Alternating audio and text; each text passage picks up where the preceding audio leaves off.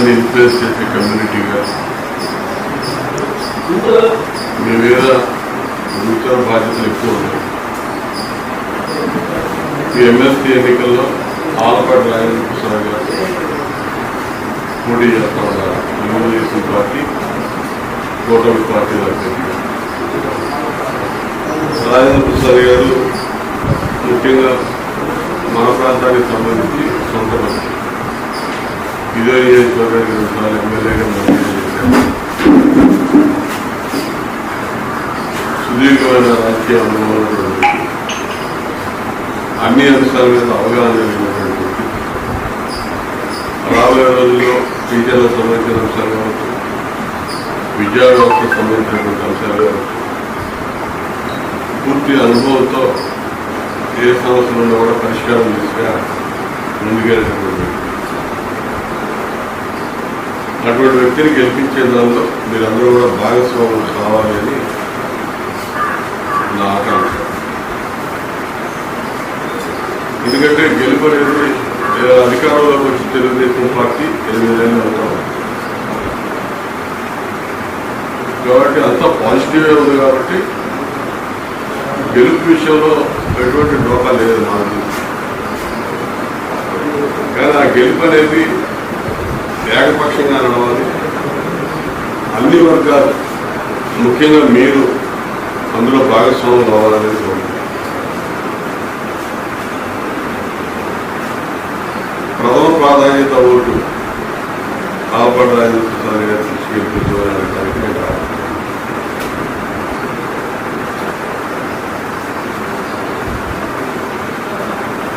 విద్యా వ్యవస్థలో గత 5 ఏళ్ళు జరిగినటువంటి అవకాశం, ఆ వ్యవస్థను భ్రష్టు పెట్టించిన విధానం,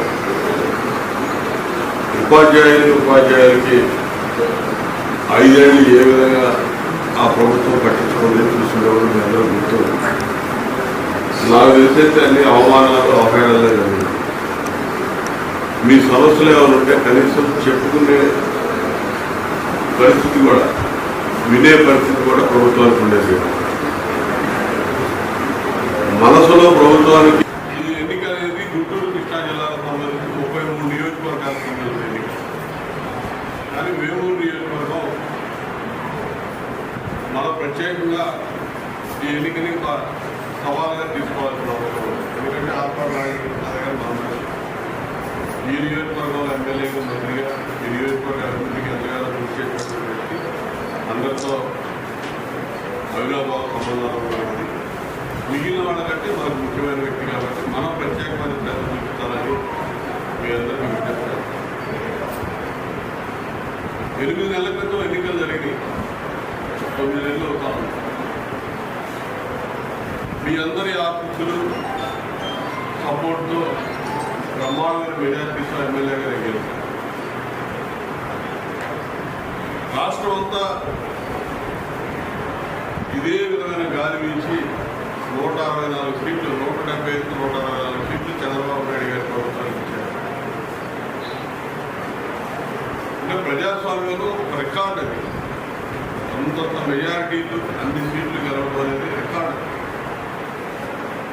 ఆ రికార్డు మేమందరూ సృష్టించామంటే ఆ రికార్డు ఇచ్చినటువంటి ఘనత మీది.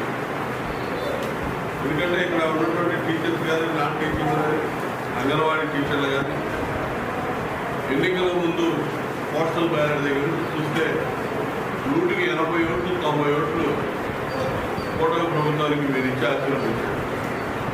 అంటే అంతకుముందు అధికారంలో ఉన్నటువంటి ప్రభుత్వం పట్ల అంత ఏకీభావం ప్రజల్లో కానీ, ఉద్యోగస్తుల్లో కానీ, టీచింగ్ ఫ్యాకల్టీలో కానీ పేరుంది. అదంతా ముందుగానే ప్రస్ఫుటంగా బయటపడింది. మీ ఇన్ఫ్లుయెన్స్ అనేది మీరు సమాజం మీద మీరు చాలా పెద్ద ప్రభావితం చేసినటువంటి కమ్యూనిటీ. ఇక్కడ ఉన్న టీచర్స్ కానీ, అంగన్వాడీ టీచర్లు, మీరు ప్రీ స్కూల్ దగ్గర నుంచి గ్రామాల్లో ఉండేటటువంటి గర్భిణీ స్త్రీలు కానీ, బాలింతలు కానీ, చిన్న చిన్న పిల్లలు కానీ, వాళ్ళ మంచి చెడు బాగోగులు చూసేటటువంటి మనుషులుగా మీకు అన్నీ తెలుసు. గ్రామాల్లో ఉపాధ్యాయులు అంటే భావి పౌరుల్ని ఎక్కడో కార్పొరేట్ స్కూల్కి వెళ్తారు కానీ ఇక్కడే తగ్గేటట్టుగా చూడాల్సిన అవసరం ఉంది. లేకపోతే రాను రాను ఈ స్కూల్ ఏమి ఉండవు. ఇవాళ 60 మంది పిల్లలంటే గోవాడ స్కూల్లో లేదు ఇంటూ స్కూల్లో 90 మంది అంటే బాగేస్తూ ఉన్నాం.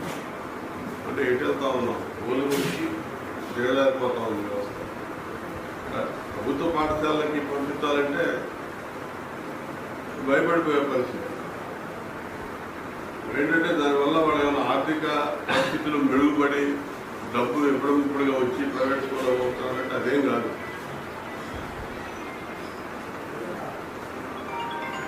ప్రభుత్వ పాఠశాలల మీద ఏదో ఒక రకమైనటువంటి చిన్న చూపు, మా పిల్లల్ని అప్పచూపు చేసి ప్రైవేట్ బళ్ళు పంపిస్తారు. కానీ ఆ విధానం మారాలి. అన్ని అవకాశాలు కూడా ప్రభుత్వ పాఠశాల